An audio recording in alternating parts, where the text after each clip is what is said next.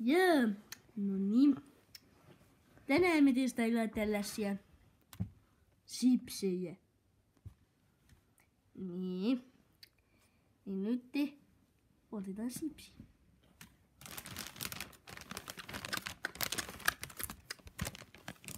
MP sipsi latte.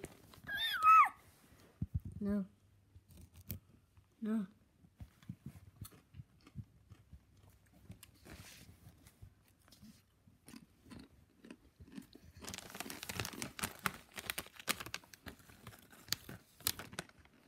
Kameramänkin ottaa sipsi.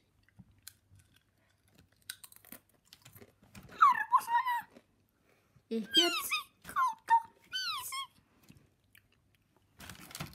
Mun mielestä tuli ehkä 5/7.